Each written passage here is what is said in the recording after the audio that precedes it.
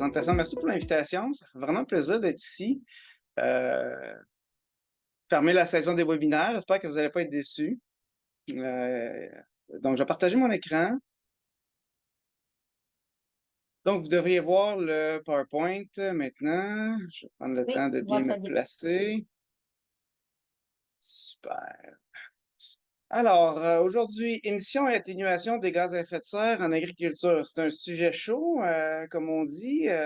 Comme Louise l'a dit aussi, mon expertise, c'est la séquestration du carbone dans les sols. Fait que c'est certain qu'on va bien sûr en parler. Je vais vous présenter, bon, les principaux postes d'émissions de gaz à effet de serre en agriculture au Québec et au Canada, un petit topo aussi sur ailleurs dans le monde. Puis après ça, ben, on va être plus en mode solution, là, tu sais, si je peux dire. Là. Puis je vais parler des trois grands gaz et stratégies. C'est une présentation avec des résultats que j'ai tirés de la littérature. Là. C'est pas mes projets individuellement. Là. Puis je suis pas l'expert dans tout, là, bien au contraire. Là. Fait que si vous avez des questions, ben n'hésitez pas, ça va me faire grand plaisir là, à la fin de la présentation, d'essayer du moins d'y répondre au meilleur de moi-même. Alors, sans plus tarder, on commence. Je voulais commencer par ce graphe-là ici qui donne la quantité totale de gaz à effet de serre émis, là, donc en équivalent CO2. Là. Puis donc, c'est ce que vous avez dans le petit carré noir ici, là, c'est les 5 grands postes. Et si vous faites la somme, vous arrivez à 48 gigatonnes. Puis là, quand je tourne la tête à gauche comme ça, c'est parce que je vous regarde, parce que vous êtes à ma gauche et puis le PowerPoint est devant moi. C'est des données que j'ai tirées d'un site que j'aime bien qui s'appelle Climate Watch. Vous tapez ça, Climate Watch, vous allez trouver. Il y a plein de statistiques. Puis le fait intéressant, c'est que c'est un site qui récupère des données qui sont produites par les pays dans le cadre de leurs engagements envers la comptabilité là, de leurs émissions, mais aussi d'autres sources indépendantes. Fait que puis ça a été tiré, là, j'ai récupéré ces données-là, c'était quand même assez récent, là, 2023. Puis il y a toujours un décalage hein, entre l'année où on récolte les données, puis le temps qu'on comptabilise, puis on fait état de tout ça. Fait que ça, c'est un topo donc de 2020 qui a été publié en 2023. Il y a 75 des gaz à effet de serre qui proviennent du secteur de l'énergie. Fait que ça, déjà, en partant, on le sait tous, c'est le gros problème. L'agriculture, c'est 12 Et si on ajoute à ça le changement d'usage des terres, la foresterie, ben on ajoute un petit 3 Fait que quand on parle de changement d'usage des terres, on parle de déforestation pour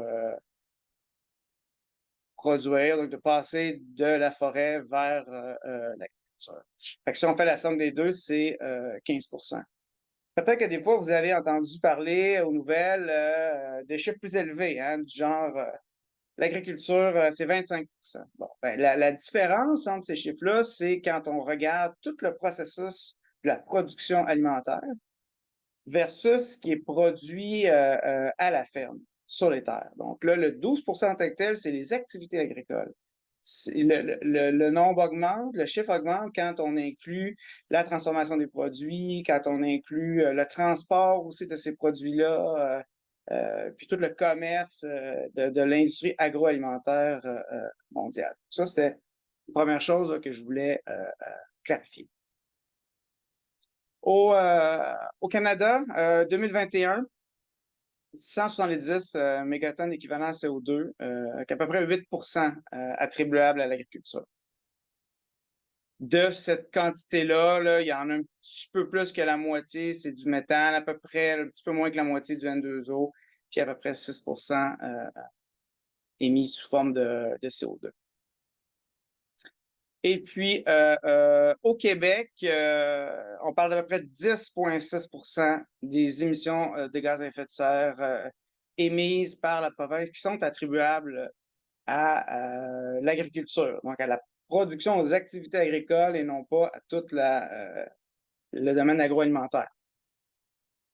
Si on regarde la répartition en fonction des trois grands gaz, si je peux dire, les trois principaux gaz à effet de serre, bien, l'agriculture, elle est ici là, en bleu foncé. Donc, l'agriculture n'émet pas, ou très peu, on va dire, de CO2. Hein. Déjà là, en partant, ça, c'est une chose. C'est pas une activité qui émet du CO2, contrairement au transport. C'est plutôt le N2O, qui est dont la principale source est d'origine agricole, et le méthane. Alors, on ne peut pas regarder ces trois grands gaz-là sans parler de potentiel de réchauffement, parce que ils n'ont pas tous un potentiel égal. Je ne veux pas trop rentrer dans la thermodynamique des gaz, mais le potentiel de réchauffement, il est lié à la capacité de la molécule à absorber du rayonnement et à le relâcher. Hein? Donc, les molécules vibrent et elles ont cette capacité-là, quand il y a du rayonnement qui leur est envoyé, ben, à accumuler, à vibrer, puis à relâcher cette énergie-là. Donc, c'est ça qui détermine le potentiel de réchauffement de ces gaz. Fait que le CO2, ben, c'est la référence. Donc, son potentiel, il est de 1, mais le N2O, lui, il est 298 fois plus puissant.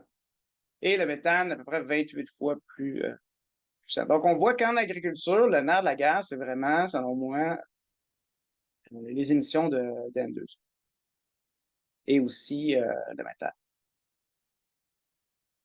Autre regard sur les mêmes chiffres, toujours, là, on est toujours dans le 10,6 %, mais là, cette fois-ci, on renverse un peu, on va regarder en fonction disons, des activités. Là. Donc, ça ici, ça produit du dioxyde de carbone, donc chaulage, autres engrais, la fermentation entérique produit du méthane. La gestion des sols agricoles émet principalement du N2O. Et pour ce qui est de la gestion des fumiers, ben, c'est un mélange des deux, méthane et N2O. Et puis, globalement, si on regarde là, comment les choses ont évolué dans les 30 dernières années, c'est ce que vous voyez là, sur le petit graphique ici à votre droite. Au Québec, on a trois catégories, sol, fumier, fermentation entérique. Et sur l'axe des Y ici, ben, ce que vous voyez, c'est un delta émission. Donc, c'est la différence des émissions entre 90 et 2020.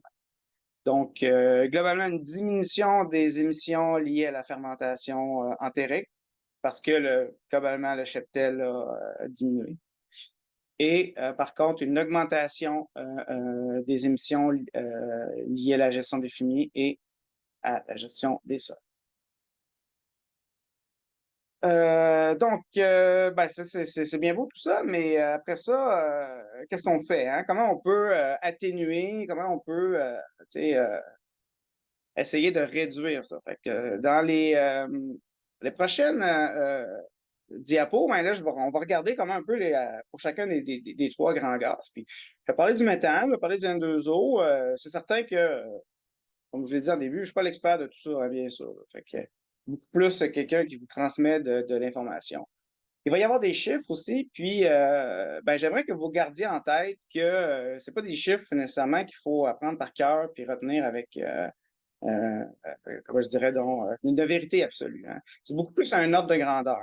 Les résultats que je vais présenter, il y a des méta-analyses qui ont été publiées, qui fournissent des chiffres à une échelle beaucoup plus globale là, que locale. Alors que selon moi, ben, les solutions, elles doivent être adaptées au contexte local et régional. Mais ça, on en reparlera plus tard. Fait que vous savez, peut-être que vous ne le saviez pas, mais sinon, vous le savez maintenant. Le Québec s'est engagé à réduire ses émissions de 37,5 % d'ici 2030. En ce moment, le captage et la destruction du méthane qui est issu des fosses alizées, c'est un protocole qui est admissible au crédit compensatoire selon le système qui est en vigueur au Québec, qui s'appelle le SPED, le système de plafonnement et d'échange des droits d'émission. Le Québec s'est aussi engagé à réduire de 15% d'ici 2030 l'utilisation des engrais azotés, hein, dans le cadre ce qui est communément appelé le PAD, le Plan pour une agriculture durable, pour diminuer les émissions de N2O. On veut aussi augmenter la matière organique des sols, séquestrer du carbone. Donc, on vise 80% des sols avec plus de 4% de matière organique des sols. Puis, je vais attribuer quand même une bonne partie de la présentation à ce sujet-là parce que, pour deux raisons principales. C'est celui qui m'intéresse le plus parce que c'est mon domaine d'expertise, puis ça se trouve que c'est celui que je connais le mieux aussi. Donc, je vais m'aventurer sur le terrain du méthane et du N2O, mais je vais approfondir là, au niveau du carbone. Fait que pour moi, la gestion de la matière organique, c'est gagnant. C'est une option gagnante, doublement gagnant, parce que non seulement la matière organique contient beaucoup de carbone, mais ça nourrit la vie du sol, puis ça supporte la vie sur la Terre. Donc, c'est vraiment comme, je dirais, investir dans les REER, quand on investit dans la matière organique du sol. Hein. On investit dans l'avenir puis la santé de notre agroécosystème. Et autre information, peut-être que vous ne le saviez pas, mais maintenant, vous aurez au moins appris ça aujourd'hui. Ben, le 5 décembre, l'écriture est petite ici, mais c'est la Journée mondiale des sols. Donc là, c'était le 5 décembre 2023.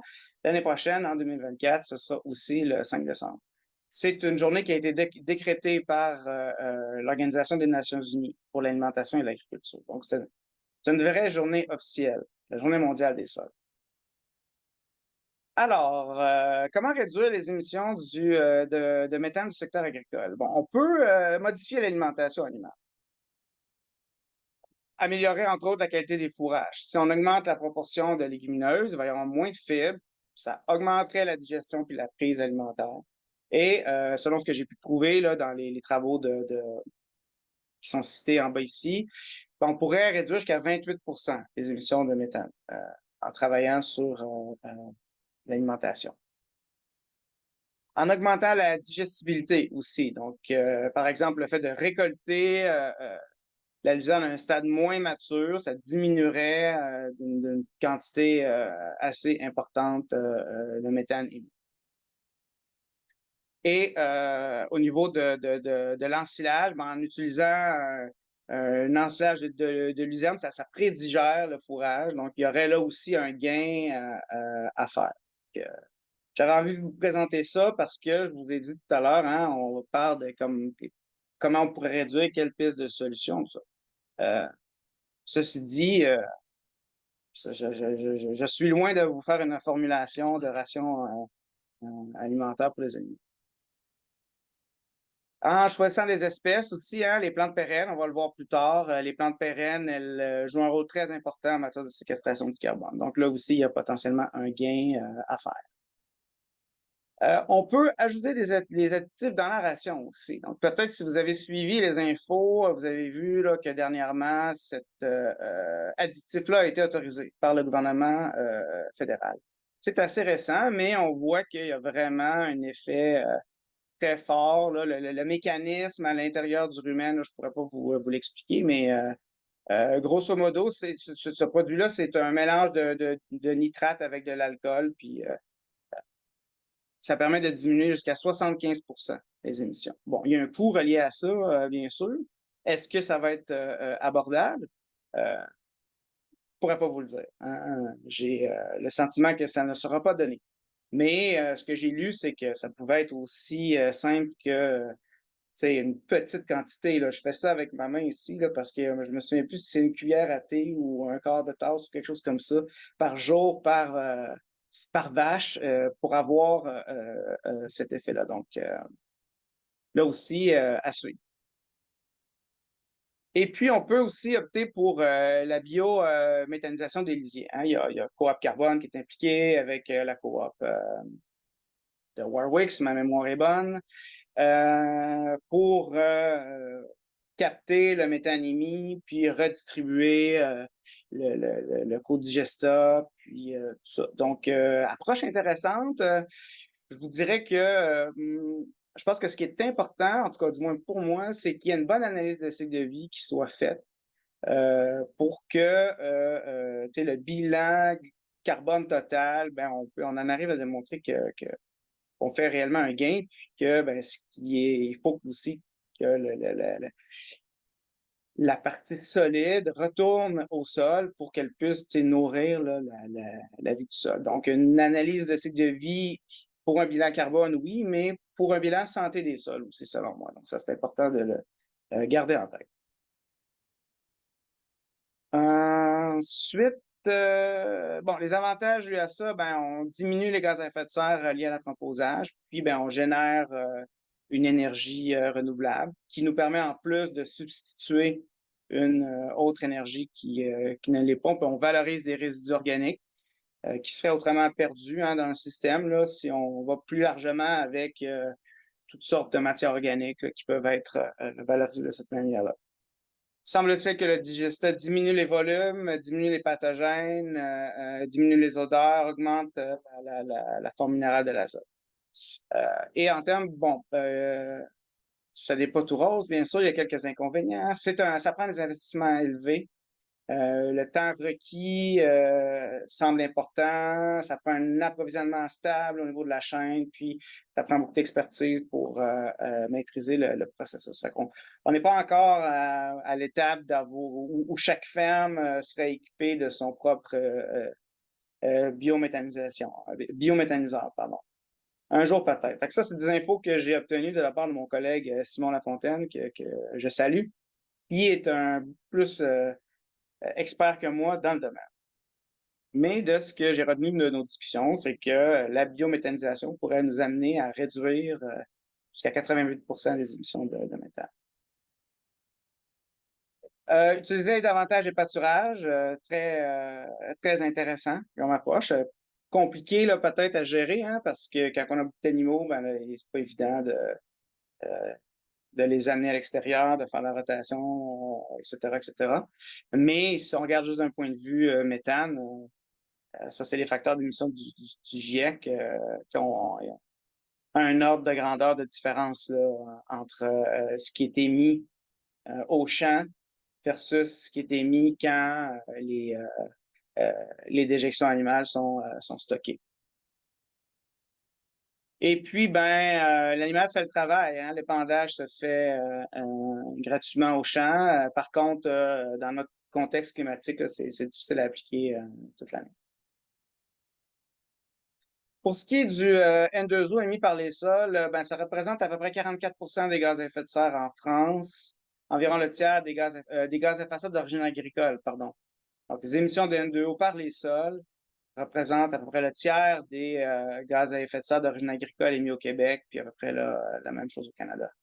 Et si vous regardez sur l'image qui est apparue ici, bon, il y a différentes couleurs, des lignes pas mal horizontales, sauf la ligne en vert, qui, elle, est liée à l'application des engrais de synthèse. Donc, l'augmentation des émissions de gaz à effet de serre d'origine agricole au Canada est directement liée à l'augmentation des émissions qui proviennent des engrais de synthèse.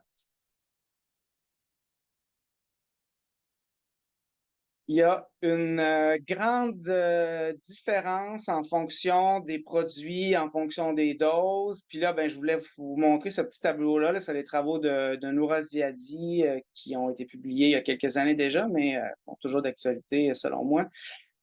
À peu près 25 à 65 ça, c'est le taux d'efficacité de l'azote à plus ma dose augmente, plus mon efficacité est diminuée. Puis si j'ai un produit liquide, ben, l'efficacité, elle semble être plus importante là, dans ce cas-ci.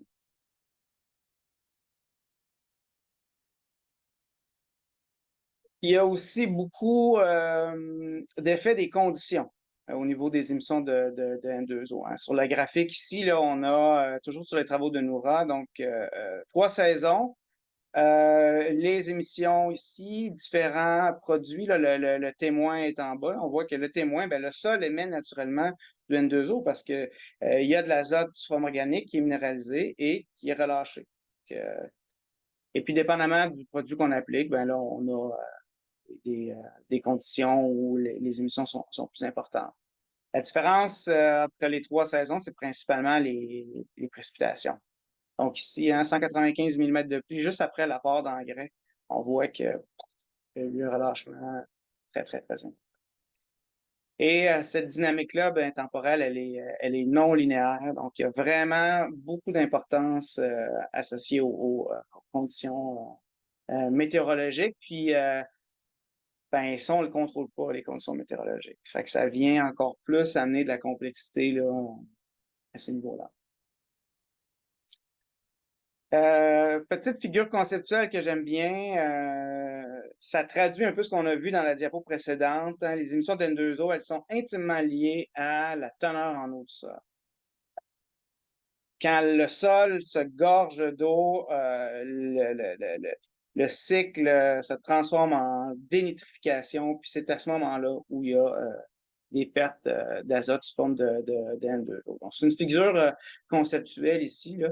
Donc, selon moi, tout ce qui va avoir un effet positif sur l'aération, la macroporosité, le développement de la structure, de la macroagrégation, etc., ça va avoir un impact directement sur les émissions de N2O. Moi, c'est ce que je serais porté à croire.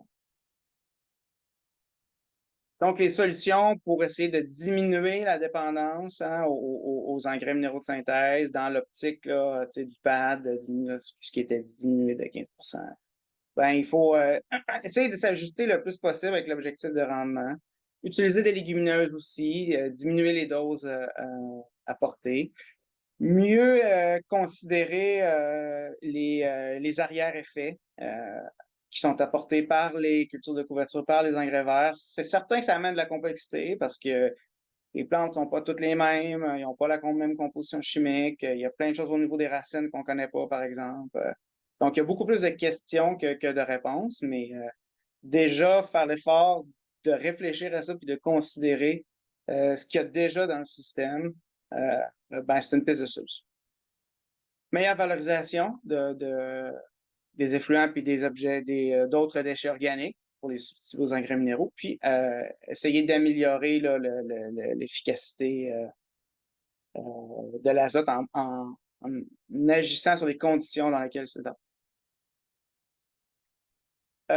Les sols rendent des services essentiels à la vie sur la Terre. Ça, peut-être que c'est quelque chose qui vous apparaît très naturel. Du moins pour moi, ça l'est, mais je trouvais ça important de le rappeler. Hein. 95% de la nourriture qu'on consomme provient des sols. Et les sols sont le plus grand réservoir de carbone de la biosphère, après les océans. Donc, vous voyez les chiffres ici. Là. Il y a plus de carbone dans le premier mètre de sol qu'il y en a dans l'atmosphère de la végétation, ensemble, incluant toutes les forêts amazoniennes, le bassin du Congo, tout ce qu'il y a comme forêt, ce qu'il y a déjà dans l'atmosphère. Si on fait la somme de tout ça, il y a encore moins de carbone qu'il y en a dans le premier mètre de sol. Donc, c'est un réservoir très, très important. Ça fait en sorte que de petits effets vont avoir un impact majeur aussi. Donc, je regarde ma montre. Pour le reste de la présentation, on va parler un peu plus de carbone. Donc, il y a 3 grands leviers, si je peux dire, qui existent pour augmenter la séquestration du carbone dans les sols. Alors, on va en parler. Le premier, c'est augmenter le taux de photosynthèse par unité de surface. La plante, c'est une machine. Hein? Elle capte l'énergie du soleil, puis elle transfère cette énergie-là dans le sol. Donc, il faut essayer d'augmenter le plus possible le taux de photosynthèse par unité de surface. Il faut essayer d'augmenter les quantités de carbone qui sont retournées et stabilisées dans le sol, puis limiter le plus possible les pertes par minéralisation.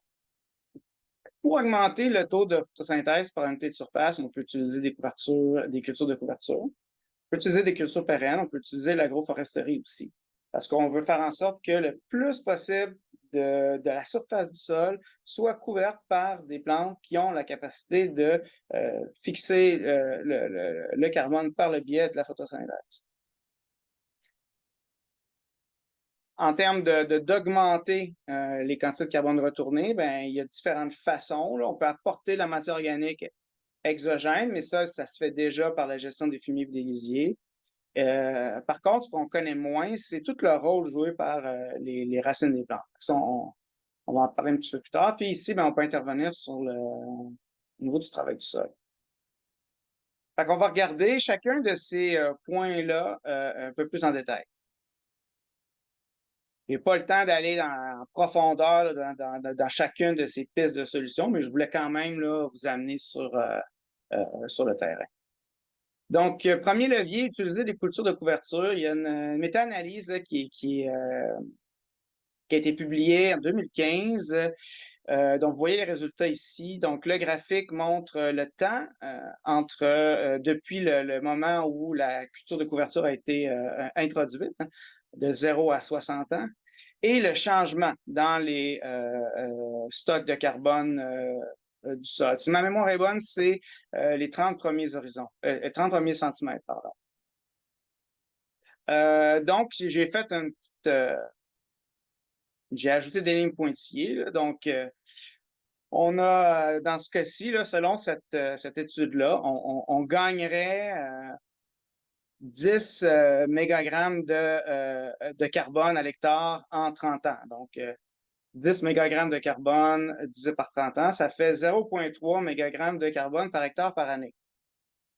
Fait que déjà là, on a un premier ordre de grandeur. Si on veut transformer ça en CO2 équivalent, parce que là, ça c'est important quand vous voyez les chiffres, de faire la différence entre est-ce qu'on parle de carbone, de tonnes de carbone, ou on parle de tonnes de CO2. Alors, le CO2, à ce moment-là, c'est 44. Pour faire la conversion de carbone vers CO2, il faut multiplier par 3,67.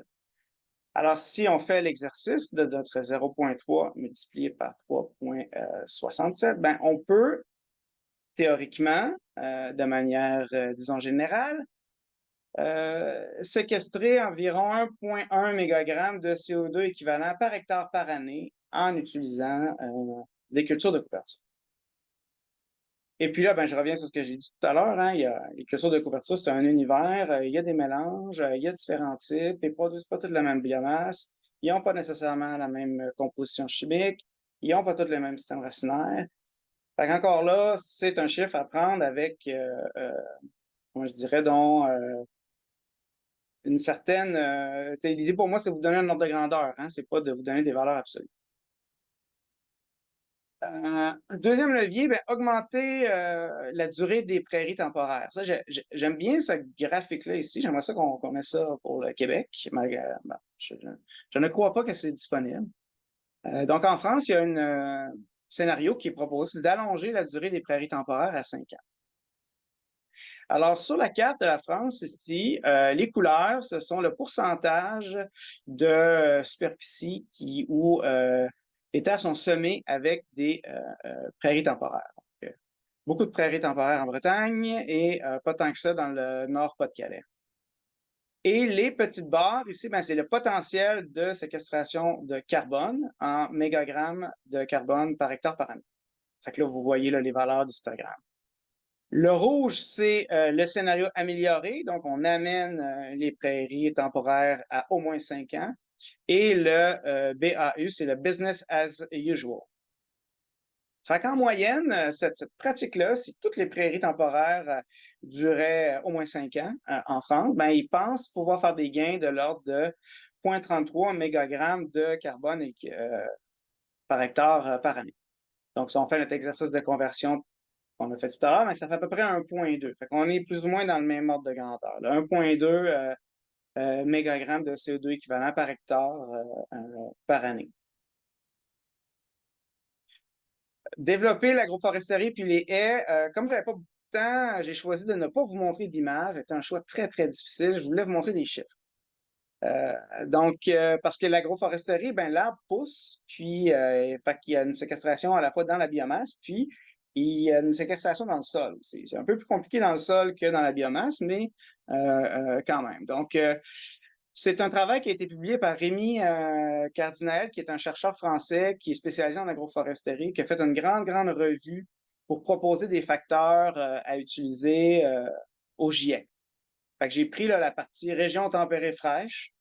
Je vous fais apparaître des trucs ici à l'écran. Donc, dépendamment de la densité d'arbres, est-ce qu'on est dans des haies, qu'on est en système intercalaire ou en système sylvopastoral, on peut faire donc différents types de gains.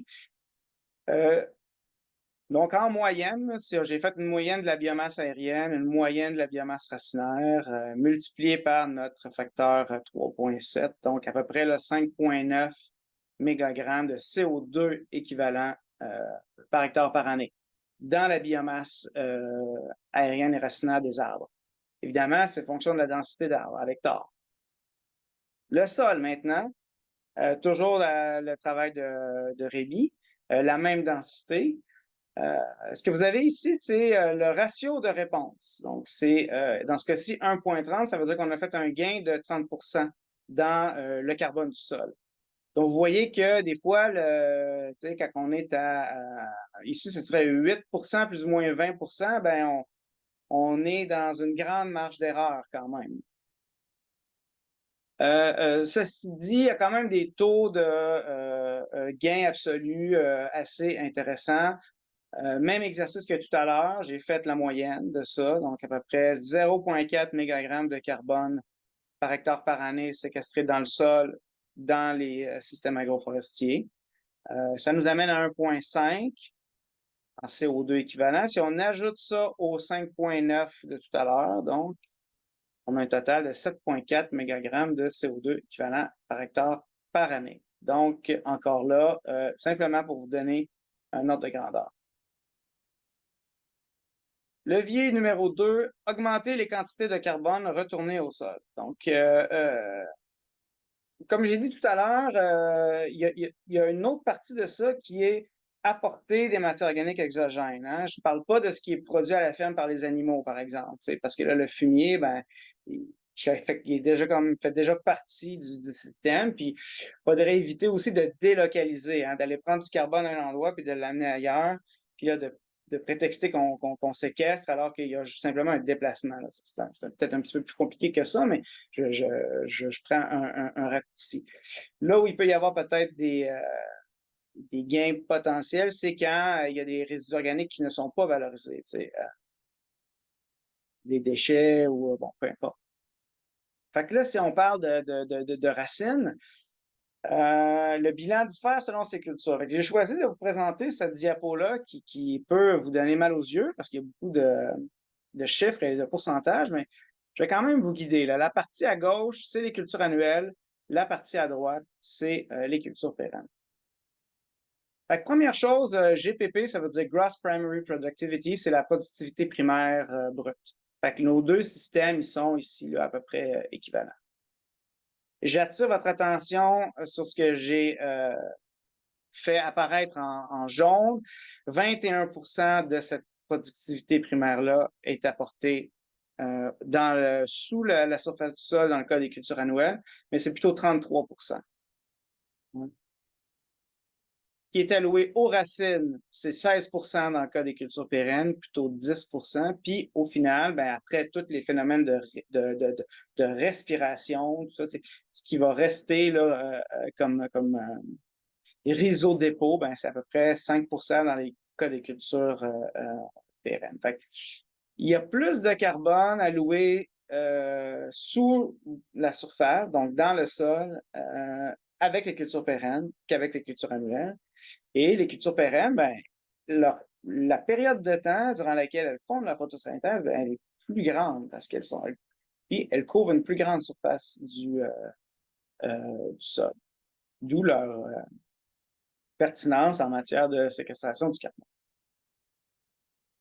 Au niveau des racines, il y a comme deux visions qui coexistent. Okay? Si vous avez fait vos études à peu près à la même époque que moi, j'ai fait mon baccalauréat en agronomie en 98-2003. Puis à cette époque-là, on apprenait la théorie de l'humidification, comme quoi la lignine et puis les molécules, les anneaux phénoliques, en tout cas les molécules très récalcitrantes de la lignine constituaient le cœur de la formation de la matière organique du sol. Et puis avec là, la science a évolué, puis maintenant ce qu'on voit, c'est que finalement, la matière organique, le carbone qui est très, très stable, il n'est pas nécessairement compliqué, hein. Des fois, on a des molécules très, très simples qui vont avoir des temps de résidence de plusieurs milliers d'années. Ben, c'est parce qu'il y a des mécanismes qui rentrent en ligne de code pour stabiliser ce carbone-là dans le sol. Ceci dit, il y a deux visions qui coexistent. Fait que d'un côté, on dit, ben, on va mettre des trucs très ligneux dans le sol pour stabiliser du carbone. Puis d'un autre côté, on va dire, ben non, on va mettre des trucs très, disons, labiles, faciles à décomposer pour que ça soit transformé puis stabilisé plus facilement.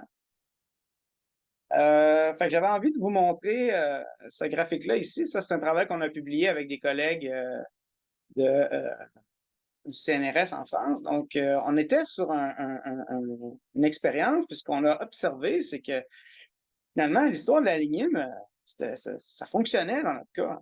On avait donc une relation forte entre la quantité de lignine et ce qui était stabilisé. Donc, ça, c'est la matière organique associée aux minéraux. Donc, on voit que plus il y a de lignine apportée dans les tissus, là, le brun ici, les petits points bruns, c'est les racines, les points verts, c'est les parties aériennes des plantes. Donc, on voit qu'il y a quand même une relation qui se tient. Donc, dans ce cas-ci, les racines fines, riches en lignine, se décomposent difficilement, puis il y a plus de carbone stable. C'est comme un petit peu contre-intuitif. Puis, je travaille sur un papier en ce moment qui dit l'inverse, grosso modo. Hein? Fait que, sur la graphique ici, vous avez la longueur spécifique des racines. Donc, plus je m'en vais vers la droite, plus je suis dans des très, très petites racines, donc très, très fines. Et plus je m'en vais vers la gauche ici, bien, plus il y a des composés solubles en abondance dans les racines, donc des racines qui sont plus faibles en lignine, plus riches en composés solubles. Et ce qu'on voit, c'est que ben, il y a une relation entre la quantité de carbone qui est stabilisée dans la rhizosphère. Fait que dans ce cas-ci, ben, les racines fines, riches en composés solubles, qui se décomposent facilement, augmentent le carbone stable. Fait que dans mes propres travaux de recherche, là, je vois des choses contrastées. Puis ce qui devient de plus en plus évident pour moi, c'est que tout est une question de type de sol. Dans ce cas-ci, on avait un sol plutôt sableux, déjà assez riche en carbone, donc très, très proche de son point de saturation. Et puis à droite, ici, on était sur un sol argileux avec une certaine quantité de carbone, mais beaucoup plus d'espace, si je peux dire, sur la surface minérale pour séquestrer du nouveau carbone, si je peux dire. Fait que c'est là où la stratégie pour séquestrer du carbone, c'est difficile à en mettre une universelle parce que c'est très contextuel au type de sol puis aux conditions pédoclimatiques dans lesquelles on évolue. Juste comme si c'était pas assez compliqué, là, il fallait rajouter une petite touche de complexité. Troisième levier, opter pour un mode de conservation du sol. Alors, ici, une analyse de Lugato, un exercice de modélisation, là, ça a été publié dans Nature, si ma mémoire est bonne, où on voit une évolution dans le temps. Ça, c'est un scénario où on utilise un travail de conservation du sol. Puis on a un delta ici là, au niveau des quantités de CO2 équivalents par hectare. Fait que le bilan, on réduit la quantité de CO2, il y a peut-être quelques petites pertes en N2O, mais le bilan est donc négatif en termes de gaz à effet de serre émis. Donc, il y a moins de gaz à effet de serre émis. Donc, la rétention des résidus de culture, puis une diminution globale de la perturbation du sol, globalement, ça peut avoir un effet positif sur les pertes de carbone. Mais il y a beaucoup, beaucoup de variabilité géographique qui est liée au climat puis au type de sol dans ce cas-là. Et je voulais vous présenter ceci pour parler de l'effet du semi-direct sur la séquestration du carbone. Peut être sous-estimé sous nos conditions. Alors, ce qu'on voit, ce qu'on observe, c'est beaucoup d'accumulation en surface parce qu'on cesse complètement de perturber le sol. Par contre, comme il n'y a plus de mélange, ben, ce qui est dans les horizons profonds a tendance à être consommé parce que le système vit en profondeur. même si il y a moins d'oxygène, tout ça, c'est moins dynamique. Mais ce qu'on voit, c'est que il y a plus de carbone dans les sols qui ont été labourés dans les horizons profonds parce qu'on y a enfoui la matière organique. Et que cette matière organique-là, ben, elle se décompose moins dans ces horizons-là. Donc, au final, peu ou pas de gain là, dans ce cas-ci. Et ça, c'est un travail qu'on a fait avec Marie-Élise, puis qu'on a publié dernièrement. C'est aussi mon travail de maîtrise, puis des travaux avec Denis Anger qui commencent à être là, assez bien documentés. Donc, dans notre contexte, disons, climat tempéré frais, particulièrement aussi dans les sols argileux, il y a peu ou pas de gain dans l'ensemble du profil, c'est important de le dire, là, dans l'ensemble du profil de sol.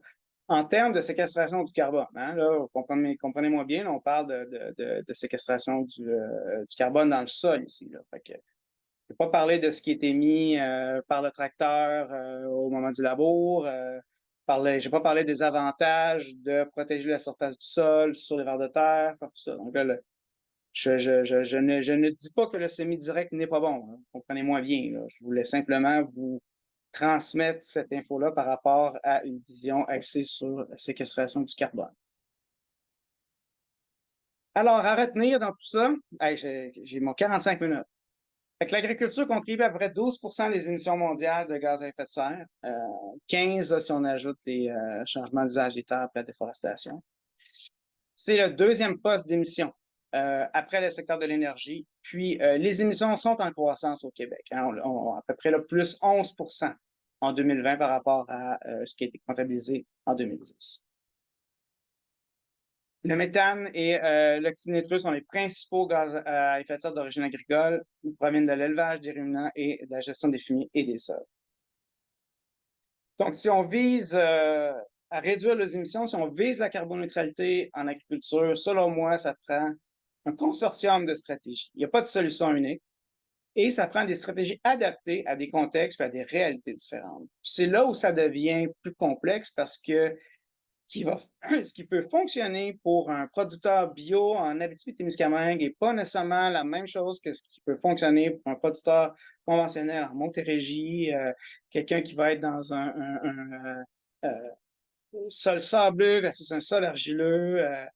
Donc, il y a une complexité liée à tout ça, mais je pense qu'on ne peut plus maintenant ne pas considérer ces réalités-là puis tenter de les ajuster.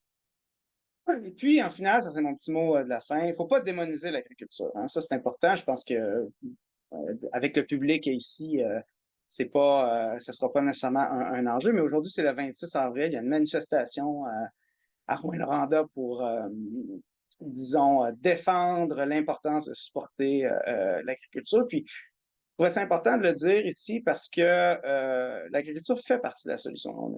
On n'est pas des plantes, hein? On ne fait pas de photosynthèse, nous, donc on n'a pas le choix d'aller chercher nos aliments. Et ben, comme j'aime bien dire, le pain ne pousse pas sur les tablettes. Hein? Donc, il faut, selon moi, que l'agriculture retrouve ses lettres de noblesse. Et pour ça, ça commence très tôt. Je pense que même les enfants à l'école primaire devraient apprendre c'est quoi l'agriculture, quels sont les services que ça rend, et éduquer le plus possible là, les gens qui ne sont pas en contact, nécessairement au quotidien avec le milieu agricole, à l'importance que l'agriculture joue dans la société. Je pense qu'il faut réduire la consommation globale à tous les niveaux. Hein. On dit, bon, pour réduire la consommation de viande, oui, mais saviez-vous que si le gaspillage alimentaire était un pays, il serait je crois que c'est le troisième plus grand émetteur de gaz à effet de serre au monde. Donc, consommons moins et encourageons l'agriculture locale et éco-responsable. Merci beaucoup.